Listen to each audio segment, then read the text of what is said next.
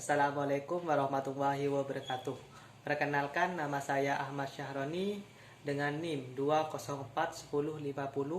2041050200073. Saya dari Ekonomi Syariah 3, Fakultas Ekonomi dan Bisnis Islam, Universitas Islam Negeri Kiamat Sidik Jember. Di sini saya akan menanggapi video yang berjudul Ekonomi Tertutup Tanpa Kebijakan Pemerintah dari Bapak Dr. Abdul Wadud Nafis, LC, MEI, selaku dosen pengampu mata kuliah Ekonomi Makro Islam. Baik, untuk pembahasannya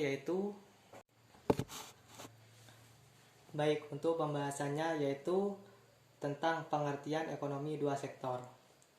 Apakah itu pengertian ekonomi dua sektor? Ialah sebuah perekonomian yang terdiri dari sektor rumah tangga dan juga perusahaan, dan juga merupakan bentuk yang paling sederhana dari analisis makroekonomi mengenai penentuan tingkat kegiatan ekonomi suatu negara.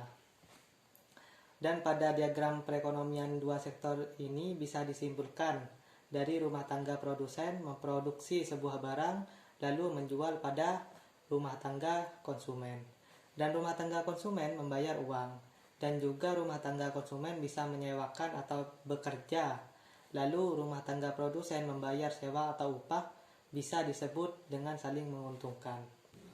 Ya, untuk berikutnya yaitu aliran pendapatan dalam perekonomian dua sektor. Yang pertama yaitu sektor perusahaan menggunakan faktor-faktor produksi yang dimiliki rumah tangga. Yang kedua, sebagian besar pendapatan rumah tangga digunakan untuk konsumsi. Dan yang ketiga yaitu sisa pendapatan rumah tangga yang ditabung dalam institusi-institusi keuangan. Dan yang terakhir yaitu pengusaha yang akan melakukan investasi akan meminjam kepada institusi keuangan yang sudah disebutkan tadi. Dan untuk pendapatan rumah tangga merupakan faktor terpenting untuk menentukan tingkat pengeluaran. Ya, untuk berikutnya yaitu tentang kecondongan mengkonsumsi.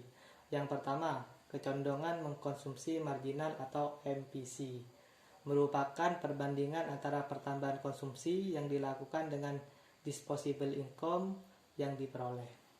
Yang kedua yaitu tentang kecondongan mengkonsumsi rata-rata atau APC, merupakan perbandingan di antara tingkat konsumsi dengan tingkat disposable income. Dan berikutnya yaitu kecondongan menabung. Yang pertama, menabung marginal MPS merupakan perbandingan antara pertambahan tabungan dengan pertambahan disposable income. Yang kedua yaitu menabung rata-rata, menunjukkan perbandingan tabungan dengan pendapatan disposable. Ya, untuk fungsi konsumsi, yaitu fungsi yang menggambarkan sifat hubungan antara tingkat konsumsi rumah tangga dalam perekonomian dengan pendapatan nasional. Yang kedua yaitu fungsi tabungan, yaitu suatu fungsi yang menunjukkan sifat antara tingkat tabungan rumah tangga dalam perekonomian dengan pendapatan nasional. Baik, untuk pembahasan berikutnya yaitu tentang investasi. Yang pertama, pengertian investasi. Investasi sering dikenal dengan penanaman modal. Investasi merupakan pengeluaran, perbelanjaan penanaman modal perusahaan untuk membeli barang modal dan perlengkapan produksi. Untuk investasi meliputi pengeluaran, pembelanjaan barang modal, penggantian barang-barang modal, pengeluaran bangunan kantor, pabrik dan lain-lain, dan juga pertambahan nilai stok barang. Jumlah investasi juga disebut dengan investasi bruto. Dan untuk faktor penentu dari investasi yaitu tingkat keuntungan, suku bunga, ramalan ekonomi, kemajuan teknologi, tingkat pendapatan nasional, dan juga keuntungan yang diperoleh dari suatu perusahaan tersebut. Dan untuk fungsi investasi sendiri yaitu terbagi menjadi dua, yaitu otonomi dan juga terpengaruh. Dan dari otonomi tersendiri yaitu merupakan investasi yang besarnya tetap, tidak terpengaruh dengan besarnya pendapatan. Yang kedua yaitu terpengaruh, investasi yang besarnya dipengaruhi oleh besarnya pendapatan nasionalnya. Dan untuk keseimbangan perekonomian negara tercapai ketika pendapatan nasional sama dengan konsumsi dan investasi. Yang kedua yaitu investasi sama dengan tabungan.